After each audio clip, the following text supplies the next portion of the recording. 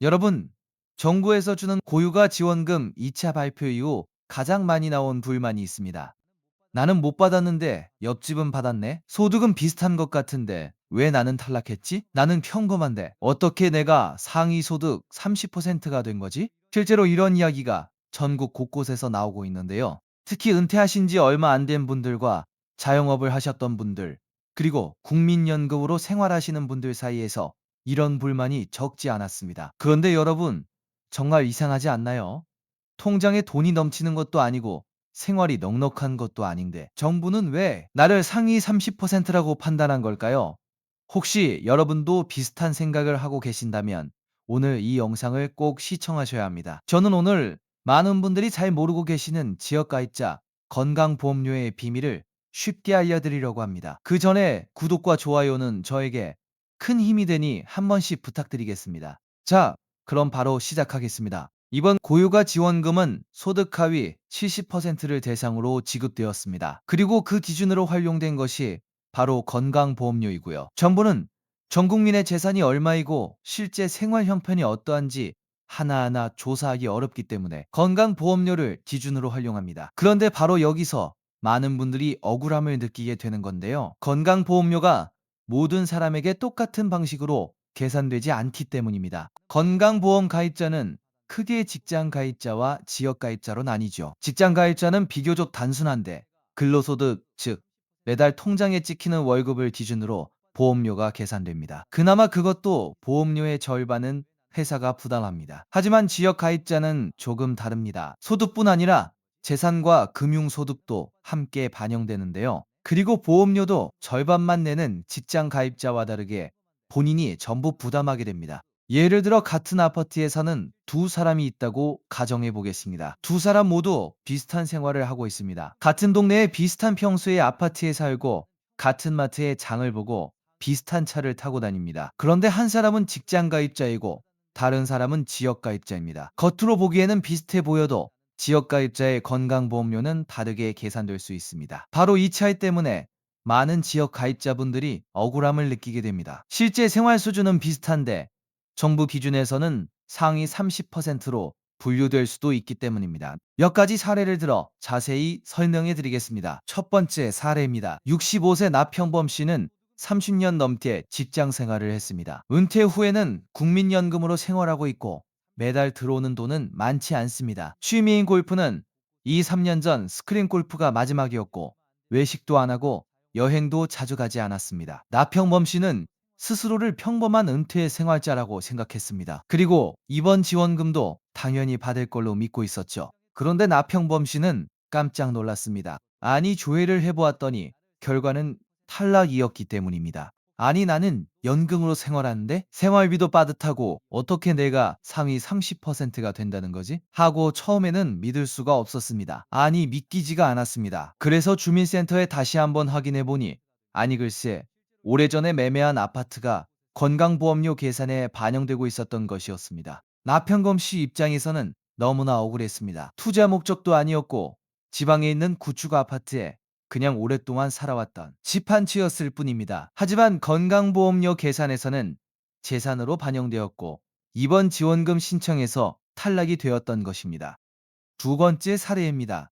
은예금 씨는 은퇴 후 은행 예금 이자로 생계를 꾸려가고 있습니다. 자녀들에게 부담을 주고 싶지 않아 평생 모은 돈을 예금으로 관리하고 있었죠. 은예금 씨 본인은 일을 하지 않으니 소득이 거의 없다고 생각했고 지역가입자로 전환되어도 보험료가 크게 부담되지 않을 것이라고 생각했습니다. 그런데 건강보험료는 생각보다 높았습니다. 처음에는 고지서가 잘못 나온 줄 알았다고 합니다. 나는 회사도 안 다니고 사업도 안 하는데 왜 보험료가 높지? 하고 의문만 들었다고 합니다. 원인은 따로 있었습니다. 바로 은행 이자와 배당금 같은 금융소득도 건강보험료 계산에 반영되었기 때문입니다. 많은 분들이 월급만 소득이라고 생각하시는데요.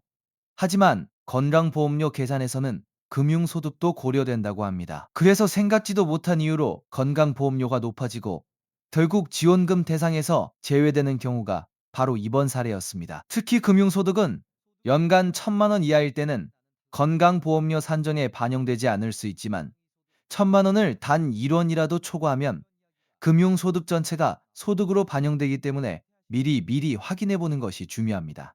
세 번째 사례입니다. 58세 김순자 씨는 20년 넘게 식당을 운영했습니다. 한때는 직원도 여러 명 두고 나름 잘 나가는 사장이었습니다. 하지만 최근 몇 년 사이 상황이 많이 달라졌습니다. 손님이 줄고 매출도 감소했고 결국 폐업을 결정하게 되었습니다. 현재는 특별한 수입이 없는 상황입니다. 그런데 건강보험료는 예전과 비교하여 여전히 높았습니다. 김순자 씨는 이해할 수 없었습니다. 폐업도 했고 들어오는 돈도 없는데 왜 보험료는 줄지 않고 그대로지? 폐업했는데 왜 줄어들지 않는 거야? 사실 이런 경험을 하시는 분들이 적지 않습니다. 소득이 줄었는데 보험료는 그대로이고 폐업했는데도 보험료가 높게 유지되는 경우가 있습니다. 많은 분들이 잘 모르시는 건강보험료 계산 방식 때문인데요. 바로 소득 반영 시차입니다. 건강보험료는 현재 상황을 바로 반영하지 않습니다. 즉, 김순자 씨처럼 폐업 신고를 하면 그 다음 달부터 소득이 0으로 잡히는 게 아닙니다. 이 소득은 올해를 넘겨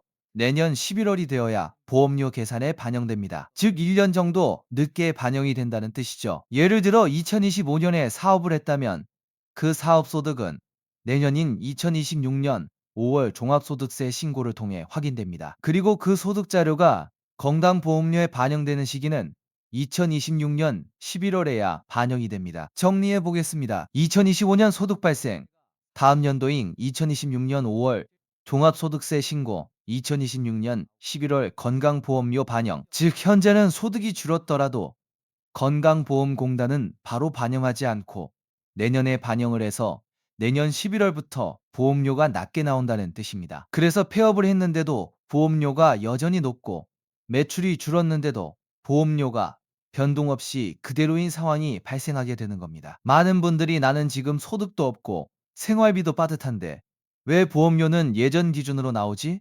하고 답답함을 느끼는데 실제로는 이런 시간 차이가 존재한다는 거 알고 계셔야 합니다. 다만 폐업이나 소득 감소가 확인되는 경우에는 소득 조정이나 정산 신청을 통해 보험료를 줄일 수 있으니 공단에 문의해 보시는 것이 좋습니다. 그렇다면 우리는 무엇을 확인해야 할까요? 첫째, 현재 건강보험료가 얼마인지 확인해야 합니다. 둘째, 지역가입자인 경우 재산이 얼마나 반영되고 있는지 확인해야 합니다. 셋째, 금융소득이 영향을 주고 있는지 확인해야 합니다. 넷째, 과거 소득 자료가 아직 반영되고 있는 것은 아닌지 확인해야 합니다. 많은 분들이 지원금을 못 받으면 단순히 나는 대상이 아니구나 하고 넘어갑니다. 하지만 이유를 알면 상황을 이해할 수 있습니다. 그리고 앞으로 나오는 다른 정부 지원금도 더 잘 준비해서 미리 준비할 수 있습니다. 저는 건강보험료 계산에 대해 정확한 금액 기준이나 세율, 보험료 계산과 같은 복잡한 사항은 이번 영상에서 언급하지 않았습니다.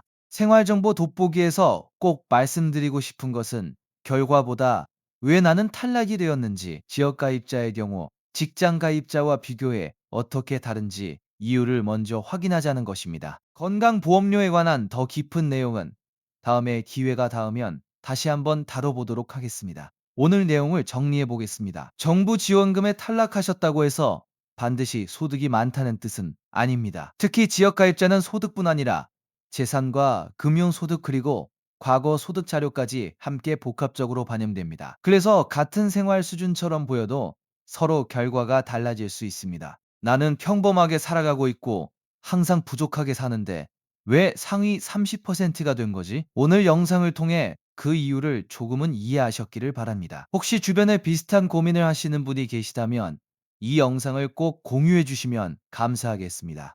그리고 궁금하신 사항이나 더 추가적으로 알고 싶은 사항이 있으시다면 댓글로 남겨주세요. 누가 챙겨주지 않는 나의 권리. 이제는 이후부터 생각해 보시는 게 어떨까요? 생활정보 돋보기는 앞으로도 복잡한 정책과 지원금 정보를 누구나 이해할 수 있도록 쉽고 빠르게 알려드리도록 노력하겠습니다. 시청해 주셔서 감사합니다.